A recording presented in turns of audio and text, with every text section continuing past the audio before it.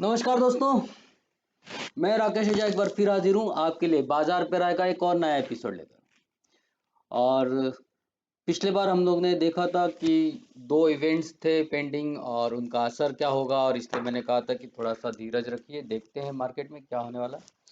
और फिर मैं आपके लिए लेकर आया हूँ वो सारी जानकारी कि अब यहाँ से हमको क्या करना है। इसके पहले कि हम लोग आगे बढ़ें, एक डिस्क्लोजर मैं यहाँ देना चाहूँगा कि मैं सेबी रजिस्टर्ड एनालिस्ट या एडवाइज़र नहीं हूँ। यहाँ मैं जो भी इंफॉर्मेशन मैं दे रहा हूँ वो एक मेरा अपना सोच है, समझ है।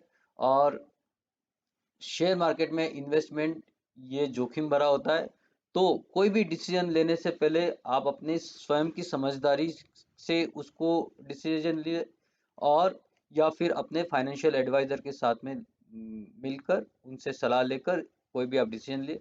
या मैं जो भी कहूँगा वो एक सेकेंडरी इंफॉर्मेशन के तौर पर आप उसको यूज़ कीजिए और अपना डिसीजन स्वयं लीजिए। आपको होने वाले किसी भी फायदे या नुकसान के लिए मैं जिम्मेदार नहीं हूँ। ओके। दूसरी बात, हमेशा की तरह फिर कहूँगा, आपको अगर ये वीडियो अच्छा लगता है, आपको इसमें दी हुई जानकारी अगर काम की लगती है, इससे आप कुछ अच्छा अपने ट्रेडिंग में कुछ बदलाव ला रहे हैं और आपको लग रहा है कि ये आपको काफ़ी हेल्पफुल हो रही है, तो वीडियो को लाइक करें, कमेंट्स करें और लोगों के साथ शेयर करें। और आपने अभी तक अगर सब्सक्राइब नहीं किया तो सब्सक्राइब कीजिए। तो बढ़ते हैं आगे। हम लोग हमेशा की तरह बात करेंगे ग्लोबल मार्केट की, ग्लोबल इवेंट्स की, इंडियन इवेंट्स की, और इनका सबका हमारे मार्केट पर क्या असर होगा, इन सब की। आपको मैं बता दूं कि जब अगर आप इंडियन मार्केट को समझना चाहते हैं, इंडियन मार्केट की चाल को समझना चाहते हैं, तो जब तक आप अमेरिकन मार्केट्स में क्या हो रहा है उसका अगर आपको ज़्यादा जानकारी नहीं होती है, या वहाँ के मार्केट को अगर आप नहीं समझ पाते, या क्रूड के और डॉलर के प्राइस में होने वाले फ़र्क को अगर नहीं समझ पाते, तो इंडियन मार्केट में भी आप उतना अच्छा मतलब डिसीजन नहीं ले पाते कि क्या होने वाला है। और हम लोग अक्सर इस बात पे रोने लगते हैं कि अरे मार्केट जरा में गिर जाता है, जरा में चढ़ जाता है। समझिए बाकी सारी चीज़ों को का हर चीज़ का इम्पोर्टेंस है, क्योंकि हम एक ग्लोबल मार्केट के एक हिस्सा है। और ग्लोबल मार्केट को अमेरिका मोस्टली बेसिकली ड्राइव करता है। तो अमेरिकन मार्केट्स को समझना बहुत ज़रूरी है। और अमेरिकन मार्केट्स को समझने की वजह से ही मैं मतलब उसको समझने की कोशिश करता हूँ, पढ़ता हूँ उसके बारे में, समझता हूँ वहाँ क्या हो रहा है, क्या नहीं हो रहा है। और उसी वजह से मैं जो भी स्टॉक्स को यहाँ रिकमेंड करता हूँ कई बार, और आपने देखे हैं कि उन रिकमेंडेशन में अच्छा पैसा बनता है। कुछ डेफिनेटली कुछ स्टॉक्स नहीं चलते हैं, आज नहीं चलते हैं, बाद में चलते हैं, लेट चलते हैं, चलते ज़रूर हैं। लेकिन इसके पीछे उन सारी चीज़ों को मैं देखता हूँ, समझता हूँ कौन सा मार्केट से क्या फ़र्क पड़ेगा। जब मैंने बेसिकली टेक्सटाइल्स के बारे में, टेक्सटाइल्स के स्टॉक्स को देना शुरू किया था, एक चीज़ उसमें इम्पोर्टेंट ये थी, और मैंने एक दो बार मेरे पिछले वीडियो में भी कहा कि एक्सपोर्ट ओरिएंटेड जो कंपनीज है वो अब बेटर करेंगी। क्यों बेटर करेंगी? क्योंकि जो एक्सपोर्ट हो रहा है अमेरिकन मार्केट, अगर वहाँ इकोनॉमी बहुत तेजी से बढ़ रही है, तो उसका असर सीधा हमारे उन कंपनियों पे पड़ेगा जो एक्सपोर्ट करती हैं माल। तो वहाँ से जो डिमांड आएगी, जो उसका असर हमारे भारतीय बाजार के उन कंपनियों पे पड़ेगा जो उन लोगों को माल सप्लाई कर रहे हैं। तो डेफिनेटली इन सारे चीज़ों को, हम चीज़ को जब समझते हैं, एक्सपोर्ट को समझते हैं, इंपोर्ट को समझते हैं, वहाँ के कौन से मार्केट से हमको यहाँ की कौन सी कंपनियों के क्या फ़र्क पड़ेगा, इन सारी बातों को मैं काफ़ी डिटेल में समझता हूँ, समझने की कोशिश करता हूँ। और उस बेस पे ही मैं काफ़ी सारे चीज़ों को यहाँ समझाने की कोशिश भी करता हूँ। तो पिछले बार मैंने आपको बताया था कि हम लोग ने देखा कि दो मेजर इवेंट्स थी। एक तो इवेंट थी जो अमेरिकन मार्केट में फेडरल रिजर्व के कुछ डिसीजंस को लेकर लोगों में एक संशय का माहौल था, भय का माहौल था, और उसी वजह से काफ़ी वोलेटिलिटी हमने देखी। वो वोलेटिलिटी अभी भी कंटिन्यूस, अभी कुछ दिन और रह सकती है। पिछले वीक में भी हमने काफ़ी उतार चढ़ाव देखा। अब लोग बेसिकली अनुमान लगाने की कोशिश कर रहे हैं कि उनका क्या क्या असर हो सकता है, और उससे क्या क्या फ़र्क पड़ेगा। दूसरा इवेंट, बड़ा इवेंट था हमारा बजट, और बजट के वजह से भी फाइनली लोग ये सोच रहे थे कि एक समझ लें कि इस बजट में कौन सी इंडस्ट्री को क्या क्या फ़ायदा होने वाला है और क्या बेसिकली कौन सी इंडस्ट्री है वो यहाँ से भाग सकती है। तो अब ये सारे इवेंट्स ख़त्म हो गए हैं। एक बड़ा इवेंट्स ये जो बचा है वो है 10 मार्च का, और हमारे लिए वो इम्पोर्टेंट इसलिए है क्योंकि यूपी के चुनाव ना सिर्फ यूपी के बल्कि वो देश की दिशा भी तय करते हैं। और इसीलिए जब तक कि यूपी चुनाव का रिजल्ट नहीं आता हमारे यहाँ अभी ये वॉलेटिलिटी बनी रहेगी। अभी हम लोग कहीं बहुत बड़ी मूवमेंट करते हुए नहीं दिखते हैं। अगर होगी तो नीचे साइड में होगी, ऊपर साइड में बहुत बड़ी मूवमेंट अभी नहीं आएगी। तो आप लोग जो ट्रेड कर रहे हैं स्टॉक स्पेसिफिक में रहिए। निफ्टी बैंक निफ्टी में अगर आप ट्रेड कर रहे हैं तो आप छोटे छोटे प्रॉफिट्स को बुक करते चलिए। तो ये मेरा रहेगा, क्योंकि अगर हम लोग अमेरिकन मार्केट्स का और मैं अगर इस वीक का स्टडी करते हैं तो ये एक चीज़ और दिखती है कि वहाँ एक कन्फ्यूजन का माहौल जो है वो एक है। एक तरफ हम अगर वहाँ देखते हैं तो पिछले 2 महीने में जो इकोनॉमी की ग्रोथ है वो थोड़ी कम हुई है। मतलब मैं पहले ये कहता था कि जो हीट है, मतलब हम लोग ये बोलते थे ओवर हीटेड, जो इकोनॉमी वो ओवर हीटेड है, उसके वजह से इन्फ्लेशन बढ़ रहा है और वहाँ बहुत सारी चीज़ें थोड़ी सी कंट्रोल के बाहर जा रही हैं। अब हम लोग अगर पिछले 2 महीने से देखते हैं तो वहाँ धीरे धीरे उसमें एक थोड़ा सा ठहराव आ रहा है।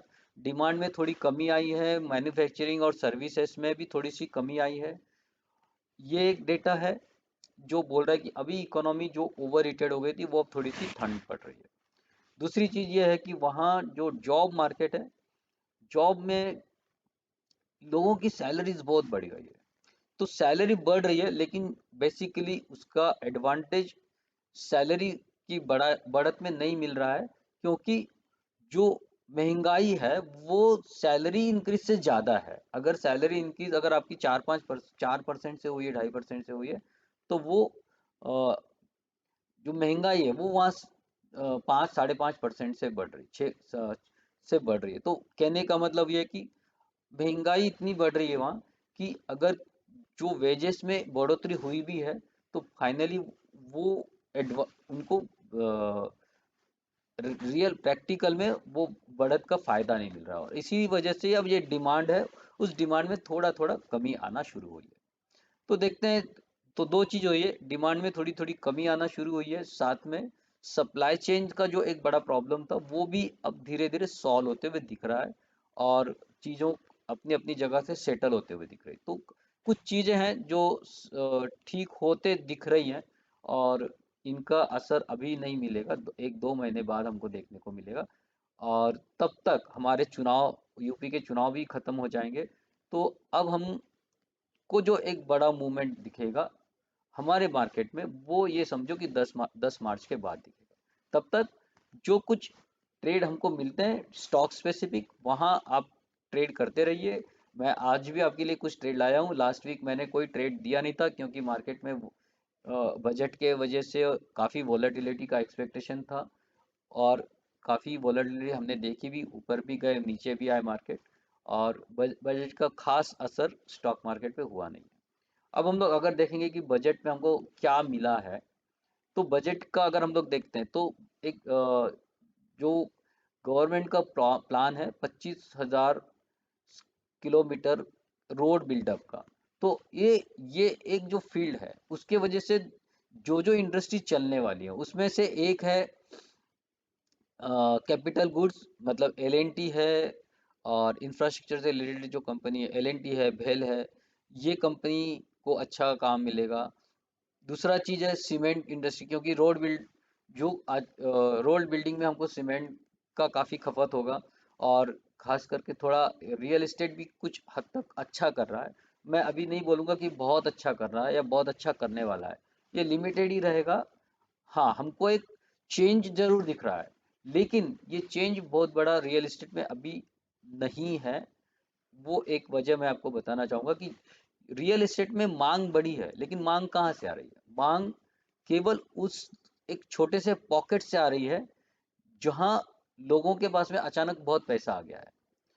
मतलब अगर हम लोग देखेंगे कि इंडियन अर्थव्यवस्था में जो बड़ा एक फर्क है, कई ऐसे डेटा हैं जो ये बता रहे हैं कि टॉप के जो 20% लोग हैं उनकी आय बड़ी है, और उसके बाद में टॉप के और ऊपर के नेक्स्ट 20 है उनकी आय थोड़ी बड़ी है। लेकिन उसके नीचे के जो लोग हैं, तो लोअर लेस के लास्ट 60% लोग जो हैं उनकी आय में कमी आई है। तो ये जो आय में 60% कमी आई, ये तो बाहर हो गए। और जो ऊपर के 20% लोग हैं वो मकान ले रहे हैं, लेकिन वो इन्वेस्टर नहीं है, वो खुद के पैसे से लेने लेने वाले लोग हैं। और एक दूसरा वर्ग है जो बेसिकली रियल एस्टेट का बायर है, वो है मोस्टली, जो मुझे ऐसा लगता है कि आईटी सेक्टर में, क्योंकि अचानक से काफ़ी सैलरी में बढ़ोतरी हुई है, 2 गुना 3 गुना तक लोगों को सैलरी मिल रही है। मेरे ऐसे कई पहचान के लोग हैं जिनकी सैलरी 10 से 20 30%, 10 लाख वाला पैकेज वाला आदमी 20 लाख 30 लाख और 40 लाख का पैकेज भी ले रहा है। तो ये जो लोग हैं इनके पास में अचानक से बहुत पैसा आ गया है, और ये अब खर्च करने जा रहे हैं। तो ये वो लेवल उस सेक्टर में, उस सेगमेंट में खर्च करेंगे जहां थोड़ा सा हायर लेवल का सेगमेंट है। तो ये लोग बायर्स हैं। तो लेकिन ये लिमिटेड है। तो ये लिमिटेड लोग पूरी इंडस्ट्री को टर्नओवर नहीं कर सकते। तो आपको कहीं कहीं डेफिनेटली एक रियल एस्टेट में एक मांग दिख रही है। और चूंकि पेंडेमिक में कुछ गवर्नमेंट ने छूट भी दी थी, जैसे जो रजिस्ट्रेशन चार्जेस है, जीएसटी, ये इसमें छूट होने की वजह से भी लोगों लोगों ने उसमें पैसा कुछ डालने की हिम्मत की है। तो लेकिन मुझे नहीं लगता कि एक बहुत बड़ी डिमांड वहाँ क्रिएट हो रही है। तो लेकिन डेफिनेटली ये एक सीमेंट सेक्टर के लिए दो चीज़ है, एक रियल एस्टेट में थोड़ी डिमांड है, और इंफ्रास्ट्रक्चर में, और जो गवर्नमेंट स्पेंड करने जा रही है रोड डेवलपमेंट और सब में, तो वहाँ आपको एक अच्छा डिमांड आते हुए दिख सकता है। दूसरी चीज़ है कि गवर्नमेंट कुछ और रिवर कनेक्टिंग की भी योजना लेकर आ रही है। तो वहाँ एक दो कंपनी है जिसमें अच्छा स्कोप जिनको आ सकता है, जो खुदाई वगैरह का काम कर सकते हैं, ड्रेजिंग कॉरपोरेशन ऑफ इंडिया वगैरह, वहाँ उनका री रेटिंग होने की संभावना है। तो आप इन पे ध्यान रख सकते हैं। ये बजट का असर हमको दिखा। अदरवाइज बाकी कोई खास मतलब है नहीं बजट में कि आप इनको देखो, कोई खास स्कीम गवर्नमेंट लेकर आई नहीं है। हाँ, एक है कि गवर्नमेंट 7% जो बजट का वो 7 लाख करोड़, सॉरी नॉट 7%, 7 लाख करोड़ वो कैपेक्स करने जा रही है गवर्नमेंट। और ये इसलिए भी करना पड़ रहा है गवर्नमेंट को क्योंकि प्राइवेट सेक्टर में कोई बड़ी कैपेक्स अभी भी नहीं आ रही है। तो जब तक प्राइवेट सेक्टर से कैपेक्स नहीं आएगी, इकोनॉमी में बहुत बड़ा बदलाव आएगा नहीं। हमको तब तक इंतजार करना पड़ेगा। तो ये थी इन चीज़ों को आप समझेंगे तो आपको दिखेगा कि एग्जैक्टली कौन से सेक्टर है जिसमें आपको निवेश करना चाहिए, क्या करना चाहिए और ट्रेड करना चाहिए। तो चलो देखते हैं कि स्टॉक मार्केट चार्ट क्या बता रहा है, और चार्ट में कहाँ क्या नज़र आ रहा है, कौन से सेक्टर या कहाँ निफ्टी, बैंक निफ्टी और ग्लोबल मार्केट के चार्ट्स क्या बता रहे हैं, और हमको उनसे क्या क्लू मिलता है, आगे हमारा रास्ता क्या होना चाहिए। तो चलते हैं, चार्ट को देखते हैं।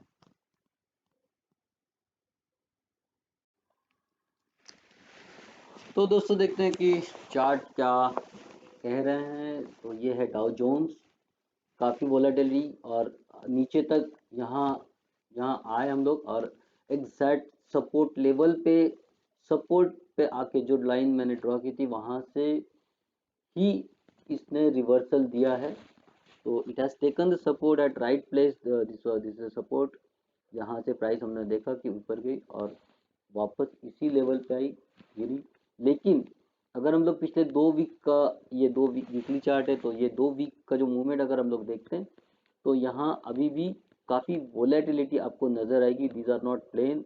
और इसको आप, तो नीचे अगर हम लोग देखते हैं तो 33,140 से 140, और यहाँ ऊपर 33,693, ऑलमोस्ट 2,500 पॉइंट का यहाँ मूवमेंट हमने पिछले 2 वीक में देखा है। लेकिन वीकली अगर हम लोग बात करेंगे तो फाइनली वीकली हम लोग ग्रीन में बंद हुए हैं, मतलब हम लोग मतलब अमेरिकन मार्केट ग्रीन में बंद हुए हैं, बावजूद इसके कि ऊपर से काफ़ी ये नीचे आया है आखिरी दिनों में। तो हम लोग इसको डेली चार्ट पे अगर देखते हैं तो हम लोग ये दिखेगा कि ये ऊपर गया था, पर पिछले 3 दिन से तो 2 दिन में प्राइस वापस से नीचे आई है। तो ऊपर से ये नीचे आया है, देखते हैं अब ये ट्रेंड, लेकिन इसने जो बहुत, मैंने ये भी कहा था कि यहाँ इसने एक बढ़िया बेस बनाया है और बेस बनाने से ये ऊपर जा सकता है। तो ये बेस इसने बना लिया है और ये बेसिकली अब ये ऊपर है। अगर ये अब नीचे ये लेवल टूटता है 34,600 या 34,700 का लेवल टूटता है तो ये वापस से नीचे की ओर जाएगा। और अगर इसको ऊपर चढ़ना है तो अब ये इसके ऊपर जब निकलेगा 35,600 या 700 के ऊपर, तो ये फिर से अपने ऊपर वाले ट्रेंड में आ जाएगा। तो ट्रेंड अभी भी इसका साइडवेज है, अभी तक इसको हम लोग ये नहीं कह सकते कि ये ट्रेंड चेंज है, ट्रेंड अभी साइडवेज है। और इसको अगर अप ट्रेंड में जाना है तो पहले 35,900 का लेवल तोड़ना होगा और नीचे 34,700 का लेवल टूटता है तो ये वापस से नीचे की ओर बढ़ना शुरू कर देगा। निफ्टी के बाद में सॉरी डाउ के बाद में हम लोग अगर देखते हैं कि नैस्डैक में भी बेसिकली आखिरी दिनों में एक दिन पहले हम लोग ने देखा एक बहुत बड़ी गिरावट आई है और इस गिरावट की वजह थी फेसबुक का जो स्टॉक है वो करीब करीब 25-26% टूटा था और उसका असर हमने देखा मार्केट में बहुत बड़ी तेजी आई। लेकिन आखिरी दिन में कुछ कुछ हद तक संभलते हुए नजर आया। लेकिन अगर देखेंगे तो ये हम लोग ट्रेंड अभी भी मैं इसको निगेटिव मानूंगा। तो डाउ जोन्स में ट्रेंड अभी निगेटिव बना हुआ है, सॉरी नैस्डैक में। फिर निकाय अगर हम लोग देखते हैं कि सॉरी यूके में जो ट्रेंड है वो अभी अप ट्रेंड में साइडवेज है, बहुत ज़्यादा नया हाई नहीं बन रहा है, लेकिन अपना हाईएस्ट लेवल के आसपास वो अभी भी बना हुआ है। फिर देखते हैं डैक्स, तो डैक्स ज़रूर नीचे आया हुआ है और इसकी वजह यह है कि जर्मनी का जो ग्रोथ है वो ज़रूर कम हुई है पिछले समय में और जीडीपी का ग्रोथ घटा हुआ है, वहाँ थोड़ी मुश्किलें दिख रही हैं। तो जर्मनी की जो अर्थव्यवस्था है, इकोनॉमी है, यूरोप में अभी फ़िलहाल कमज़ोर बनी हुई है। यूके में ठीक है, स्वीडन में ठीक है और स्पेन की इकोनॉमी वो अच्छी कर रही है। लेकिन जो सबसे बड़ी ये है जर्मनी, वहाँ हमको थोड़ी सी परेशानी दिख रही है, वहाँ की अर्थव्यवस्था में थोड़ा सा कमजोरी है और इस वजह से मार्केट ये काफ़ी दिनों से इस रेंज में ही है। तो ये भी बेसिकली रेंज में है और कहीं नहीं जा रहा है। अगर ये बेसिक 14,960 ये लेवल अगर ये टूटता है तो ये फिर मार्केट नीचे गिरना शुरू हो जाएगा। लेकिन मुझे लगता है कि ये लेवल है अभी फ़िलहाल मेंटेन हो सकती है। हांगकांग के बाज़ार कुछ समय के लिए बंद थे और उसके बाद में जो हमने देखा था कि उन्होंने ऊपर गए फिर वापस से उस फॉलिंग चैनल में फिर एक दिन के लिए एंट्री किया, लेकिन ये वापस ऊपर चलने के लिए रेडी है। तो ये हम यहाँ से बोल सकते हैं कि ब्रेकआउट दिया, रीटेस्ट किया और फिर ऊपर चलने के लिए रहे। तो हांगकांग के बाज़ार अब हमको यहाँ से बढ़ते हुए दिखेंगे। तो आप अगर कोई ऐसा ईटीएफ है जहाँ जो हमें हांगकांग के बाज़ार के हिसाब का है, आई गेस एक ईटीएफ है निफ्टी में जो हांगकांग का बाज़ार के हिसाब से चलता है, हांगकांग के बाज़ार के हिसाब का है, तो वहाँ आप इन्वेस्ट कर सकते हैं, ऐसा मुझे लगता है। This will give you the fantastic return here onward. फिर हम लोग चाइना का मार्केट देखते हैं। तो चाइना में बेसिकली अभी तो छुट्टियां चल रही हैं और वहाँ ये 28 जनवरी का लास्ट है, इसलिए इसमें अभी कुछ भी कहना मुश्किल है, ये पुराना है। अभी वहाँ छुट्टियां चल रही है तो हम लोग उसको इग्नोर करते हैं। यूएस डॉलर और रुपीस का जो कॉम्बिनेशन है हम लोग देखेंगे कि ये फिर एक अभी जो भी वोलेटिलिटी हमने यहाँ यहाँ देखी, अब इस वोलेटिलिटी में थोड़ी सी स्थिरता आएगी और बहुत ज़्यादा मार्केट में उठा डॉलर के प्राइस में उठापटक होने के चांसेस कम है। अगर देखना है तो 75 के ऊपर अगर निकलता है तो हम लोग बाय करेंगे 75 70 के लिए, यही ऊपर का टारगेट है मेरा। और नीचे अगर ये 74-40 का लेवल टूटता है तो फिर 74 के लिए हम लोग इसको ट्रेड करेंगे। मतलब बहुत नीचे ऑलमोस्ट 40 पैसे और ऊपर ऑलमोस्ट 70 पैसे का आपको चेंज यहाँ दिख सकता है।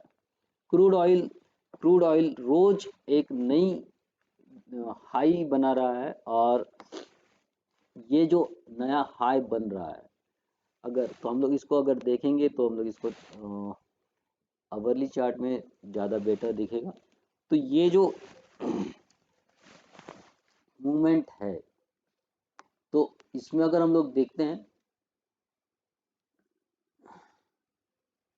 ये, तो यहाँ से हमको क्या दिखता है, ठीक है, प्राइस को अब प्राइस नए हाई बनाते जा रही है। उसकी काफ़ी वजह है। एक तो ग्लोबल मार्केट में जो अमेरिका में सॉरी रशिया और यूक्रेन का जो मसला चल रहा है अमेरिका और उसके वजह से ऑयल के सप्लाई में चेंज मतलब कमी आ सकती है, ऐसा लोगों को लगता है और इसी वजह से प्राइस ऊपर ऊपर जा रही है और यहाँ कोई ठहराव नज़र नहीं आ रहा। अगर ये प्राइस थोड़ी सी नीचे आती है और यहाँ वापस आपको मिलता है 6700 के आसपास, अब वहाँ वापस से बाय कर सकते हैं 7082 के और 7400 के।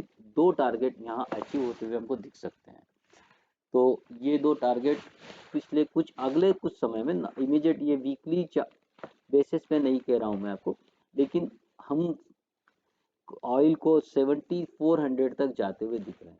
अगर नीचे आता भी है, आप यहाँ नीचे आता है तो आपको बेटर लेवल पे मिलेगा, लेकिन अगर प्राइस इसके भी नीचे चले जाती है 6470, अगर ये 89 दिख रहा है तो 6480 के नीचे अगर प्राइस आ जाती है तो हमको एक छोटी सी करेक्शन यहाँ आते हुए दिखेगी और प्राइस 6100 तक भी आ सकते हैं।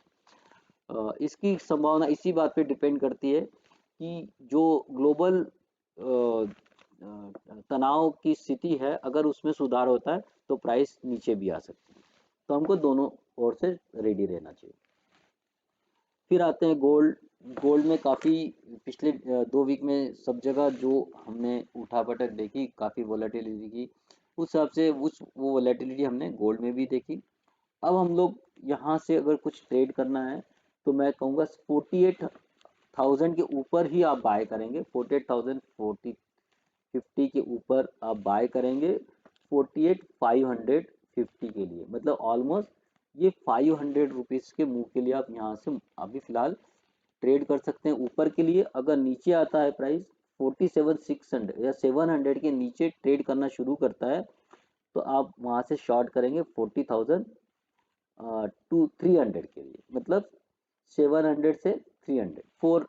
तो नीचे की ओर हम लोग 400 का एक एडवांटेज मिल सकता है। प्राइस अगर नीचे आती है तो ऊपर जाती है तो 500 रुपीज़ का एक बेनिफिट हम यहाँ लेने की कोशिश कर सकते हैं। सिल्वर की बात अगर हम लोग करते हैं तो सिल्वर में भी सेम चीज़, उठापटक सब चीज़ मार्केट में रही तो सिल्वर में भी होना ज़रूरी है। और अब हम लोग यहाँ से यहाँ एक स्थिरता यहाँ सब जगह हमको दिखाई देगी, चाहे डॉलर हो, चाहे क्रूड हो, चाहे गोल्ड हो या सिल्वर हो। यहाँ मुझे लगता है इस वीक में हमको थोड़ी वोलेटिलिटी कम होते हुए दिखेगी। तो करना ये हमको 61,300 के ऊपर बाय करेंगे 62,200 और 63,500 के लेवल के लिए। नीचे की ओर अगर हम लोग प्राइस नीचे आती है 60,200 से नीचे हम लोग सेल करेंगे 59,180 और 58,160। तो ऑलमोस्ट नीचे 2,000 रुपये और ऊपर 2,000 रुपये के एक जो रेंज है, इस रेंज में आपको सिल्वर ट्रेड करते हुए नजर आएगा। बात करते हैं निफ्टी की। अब निफ्टी को कैसे ट्रेड करना है, मैंने कहा कि निफ्टी में वॉलेटिलिटी अभी बनी रहेगी जब तक कि हम लोग यूपी के चुनाव का रिजल्ट नहीं देख लेते, तब तक यहाँ अभी आपको कोई इन वॉलेटिलिटी से आपको कोई अभी निजात नहीं मिलने वाली। इस वॉलेटिलिटी का आपको देखना पड़ेगा, तो आपको यहाँ छोटे छोटे प्रॉफिट में आपको काम करना पड़ेगा। यहाँ से अब हम लोग क्या करेंगे, ये हमारे लिए लेवल्स होंगे एंट्री एग्जिट के। तो सबसे पहले तो हम लोग 17,500 या 600, ये स्पॉट के प्राइस हैं। तो 17,600 के ऊपर अगर प्राइस निकलती है तो 17,800 ये हमारा टारगेट होगा, पहला टारगेट। और लंबी इसके ऊपर अगर प्राइस निकलना शुरू करती है, 17,800 के ऊपर जैसे ही निकलेगी, हम यहाँ से 18,200 के लेवल को भी आते हुए देख सकते हैं, और 18,400 के भी लेवल हमको यहाँ से आते 18,350 के लेवल भी हमको आते हुए दिख सकते हैं। तो ये दो और लेवल हैं जहाँ के लिए आप ट्रेड कर सकते हैं। नीचे की ओर जिसकी चांसेस ज़्यादा है, इसलिए ज़्यादा लग रहा है मुझे क्योंकि जो ऑप्शन का डेटा है वो ये बता रहा है कि बहुत वैसे तो उसको दो तरीके से देखना पड़ेगा। ऑप्शन के डेटा में बहुत ज़्यादा कॉल राइटिंग हुई है, और इसका मतलब है कि वो ओवरसोल्ड है। अब ओवरसोल्ड होने से कुछ हद तक शॉर्ट कवरिंग आ सकती है, लेकिन शॉर्ट कवरिंग ही रहेगी, ये लॉन्ग बिल्टअप में कन्वर्ट होने के चांसेस थोड़ा कम दिख रहे हैं। तो इसलिए ये अगर ऊपर जाता है तो यहाँ से आपको एक बार शॉर्ट करने का मौका अगर आपको मिल सकता है, और यहाँ फिर हम ये दो लेवल को वापस आते हुए देख सकते हैं, ऐसा मेरा अंदाज है। इन वीक में हम लोग को मार्केट में थोड़ा सा नीचे की ओर ही मुझे ज़्यादा दिख रहा है। तो करना क्या है, यहाँ से देखिए पहले तो हम यहाँ आएंगे, ऐसा आ सकता है। ओके, अगर ये आया तो 17,000 हम लोग बाय करेंगे 17,600 के ऊपर फॉर टारगेट 18,800 के लिए। ओके, 800 अगर ये मूव आती है तो 800 के वहां हम लोग शॉर्ट करेंगे, वापस से फिर टारगेट हमारे होंगे 17,400, और फिर यहाँ से और भी थोड़ा नीचे पकड़ के चलिए आप 17,250। ओके, ये मेरे लिए टारगेट होंगे। इन केस अगर मार्केट ने अच्छा उसके ऊपर चलना शुरू करता है तो फिर हमारा नेक्स्ट टारगेट होगा 17,000 18,120 18,120। ओके, तो ये तीनों चीज सब ये चीज आपको ध्यान रखना है कि कहाँ आपको कैसे ट्रेड करना है, प्राइस कैसे आपको रिएक्ट करती है, इसके ऊपर आपको ध्यान देना है। जहां जैसे रिएक्शन करेंगी वहां वैसे आपको ट्रेड लेना है। ओके, तो ये रहा मेरा एनालिसिस फॉर निफ्टी। अगर मार्केट में ज़्यादा गिरावट आती है तो हम 17,000 को वापस आते हुए भी देख सकते हैं इन लेवल्स पे तो फिलहाल मैं आपको जो रेंज दे रहा हूँ वो है 17,250 से लेके 18,120, ऑलमोस्ट 900 पॉइंट्स की रेंज है। इतनी उठापटक होगी ऐसा मुझे नहीं लगता है, तो लेकिन ये जो लेवल्स हैं इन पे आपको ध्यान रखना पड़ेगा।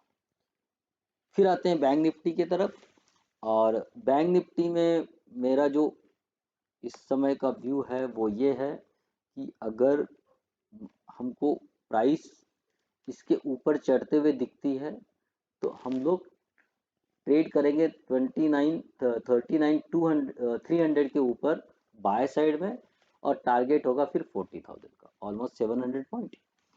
नीचे की ओर हम लोग शॉर्ट करेंगे, इस लेवल के नीचे हम लोग शॉर्ट ही रहेंगे, और मतलब 730, ये जो लेवल है ये है 38,850। तो 38,850 के नीचे प्राइस जैसे ही अगर मूव करना शुरू करती है हम लोग शॉर्ट करेंगे और टारगेट होगा हमारा 37,677। ये जो बीच वाला लेवल है ये नो ट्रेड जोन है, और इन नो ट्रेड जोन के लेवल्स को आप एज अ स्टॉप लॉस करके यूज कर सकते हैं। मतलब अगर आप बाय करते हैं तो ये लेवल आपका स्टॉप लॉस का काम करेगा, अगर शॉर्ट करते हैं तो ये लेवल आपका स्टॉप लॉस का काम करेगा। तो ये हो गई मेरी बैंक निफ्टी के लिए रेंज। अब आते हैं हम लोग उन स्टॉक्स में जहां आपको अगले वीक में ट्रेड करके अच्छा मुनाफा हो सकता है। देखिए मैं वापस कहता हूँ, मैं सेबी रजिस्टर्ड एडवाइज़र नहीं हूँ, ना एनालिस्ट हूँ। यहाँ मैं जो दे रहा हूँ लेवल्स दे रहा हूँ, इन लेवल्स पे आप अपनी मर्जी से, अपने कॉन्शियस से, अपने फाइनेंशियल एडवाइज़र से सलाह करके आप इसमें अपने हिसाब से ट्रेड कर सकते हैं। तो एक स्टॉक में लेकर आया हूँ एवीटी नेचुरल प्रोडक्ट्स। ये जो कंपनी है, ये बेसिकली प्लांटेशन और प्लांटेशन एक्सट्रैक्शन के बिजनेस में है, और एक वेरी स्पेशलाइज्ड बिजनेस। तो अच्छा खासा इनका रिकॉर्ड है, बहुत बढ़िया कंपनी है। इसकी स्टडी करने के बाद मुझे लगा कि एक अच्छी कंपनी है, और यहाँ से आपको एक अच्छा अपमूव यहाँ से आपको मिल सकता है। तो यहाँ आपको करना क्या है, सॉरी यहाँ एक्चुअली मैं मार्क नहीं कर पाया, मार्क तो मैंने किए थे। ओके ठीक है, तो मैं वापस से मार्क कर देता हूँ। तो इसके ऊपर जो अभी प्राइस है 96 के ऊपर हम लोग को इसको बाय करना है। ओके, ये लेवल है, इसके ऊपर हम लोग बाय करेंगे और 88 का स्टॉप लॉस लगाएंगे। और टारगेट मेरा जो है वो है, एक्चुअली इसमें टारगेट है 119 का, 119 का मेरा टारगेट है। मैंने लेवल्स निकाल के रखे थे, आई डोंट नो कि ये गायब कैसे हो गए, but it's okay, no problem. तो सिंपल है, यहाँ हमको 88 96 का जो लेवल है उसके ऊपर बाय करना है। टारगेट होगा 119, एक सिंगल टारगेट फिलहाल दे रहा हूँ आपको, और स्टॉप लॉस होगा 88 का। ओके, तो और जैसे ही इसके ऊपर निकलेगा फिर हम लोग देखेंगे नया टारगेट इसको ऐड करेंगे। ये है मेरा पहला स्टॉक्स। दूसरा स्टॉक्स है बोरो रिन्यू। ये देखिए मैं यहाँ से इसको रिकमेंड करते आ रहा हूँ, और मैं स्वयं इसमें यहीं से खड़ा हूँ, अभी भी इसमें मैं इन्वेस्टेड हूँ। अब इसमें मैं वापस से आपको एक नई लेवल दे रहा हूँ। यहाँ हम लोग वापस से इस लेवल पे एंट्री कर सकते हैं। 695 के हिसाब लेवल पे हम लोग एंट्री करेंगे। टारगेट होगा हमारा 784 और 900 का। ये दो टारगेट के लिए हमको ट्रेड करना है। स्टॉप लॉस होगा मेरा 635 का।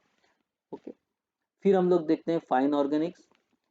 इसको भी मैं पहले भी इसको रिकमेंड कर चुका हूँ। अभी हम लोग वापस से एक नए लेवल पे आ गए, यहाँ फिर एक नई लेवल पे नए टारगेट के लिए हम लोग यहाँ एंट्री करेंगे। एंट्री होगी हमारी, एंट्री होगी हमारी 4086 के ऊपर।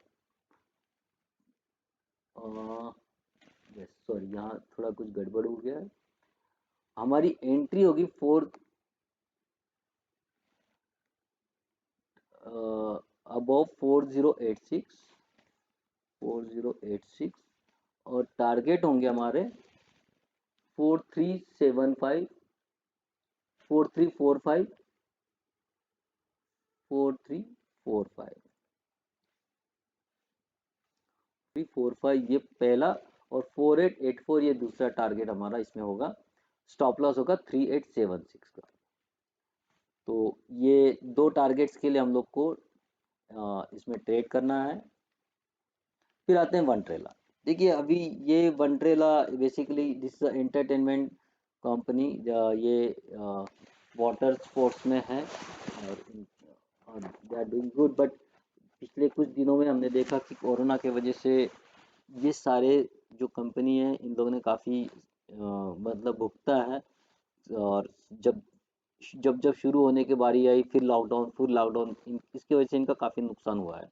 लेकिन ये अब जो है, ये कोरोना के साथ साथ ओपनिंग जो कोरोना इसका लॉकडाउन से ये लोग बाहर निकलने, क्योंकि अब सब जगह वापस से ओपनिंग शुरू हो गई है। बहुत सारे गवर्नमेंट ने अब सारे चीज़ों को खोलने की शुरुआत कर दी है, और इसके साथ ही लोगों ने भी बाहर निकलकर घूमने का और एंटरटेनमेंट का जो भी साधन अवेलेबल है वहाँ उन लोग ने अब जिसको हम लोग बोलते हैं रिवेंज टूरिज्म, ये एक नया वर्ड है। जो लोग जो अंदर बैठे रहे फिर निकले, फिर उनको मौका नहीं मिला, अब लोग चाहते हैं कि बाहर निकलें और कुछ अपनी एंजॉयमेंट करें। तो इसलिए ये वंडरेला एक अच्छी कंपनी है जो टूरिज्म को प्रमोट करती है, और इसलिए इसमें हमको एंट्री करना है। 225 पे हम लोग इसमें एंट्री करेंगे। टारगेट होगा 245, 259, 270, और स्टॉप लॉस होगा मेरा 216 का। और आखिरी जो स्टॉक्स है वो मैं दे रहा हूँ वो है इंटरग्लोब। इस यहाँ भी हम लोग एक चीज़ देखेंगे कि जैसे ही सारा चीज़ ओपन हो रहा है उससे ये जो इंटरग्लोब है एयरलाइंस, इंडिगो एयरलाइंस, इसमें भी अब वापस से लोगों ने मतलब ट्रैवलिंग शुरू किया है, और इसका एडवांटेज अब ये इस कंपनी को मिलने वाला है, और इसीलिए ये अपने फील्ड की लीडिंग कंपनी है, और यहाँ इनको अच्छा एक बेनिफिट वापस से इनके बिजनेस में आपको आते हुए दिखेगा, और इसीलिए मैं इसको सजेस्ट कर रहा हूँ। इसमें हमको बाय करना है 1974 के ऊपर, टारगेट होगा 2128, और स्टॉप लॉस होगा 1923। अभी मैं इसमें एक ही टारगेट दे रहा हूँ, लेकिन जैसे ही जब ये इसके ऊपर निकलना शुरू करेगी तो हम लोग इसको बहुत जल्द 2300 और 2500 तक भी आते हुए देख सकते हैं। लेकिन अभी फिलहाल आप छोटे छोटे टारगेट्स के लिए ट्राई करें, छोटे, क्योंकि मार्केट में वॉलेटिलिटी रहेगा तो प्रॉफिट बुक करते जाए। ये मैं आपसे वापस कहूँगा कि लंबे टारगेट्स के लिए मत खड़े रहिए, एक छोटा टारगेट में एटलीस्ट कुछ प्रॉफिट बुक कीजिए और फिर रखिए, ट्रेल कीजिए स्टॉक अपने टारगेट्स को, और प्रॉफिट बुक करना ये बहुत ज़रूरी है ऐसे मार्केट में जब वॉलेटिलिटी बहुत ज़्यादा है। तो ये इसी के साथ में मैं आज का आपका ये जो स्टॉक्स में लेकर आया हूँ आपके लिए, और यहाँ मुझे उम्मीद है कि आप अच्छे पैसे कमाओगे।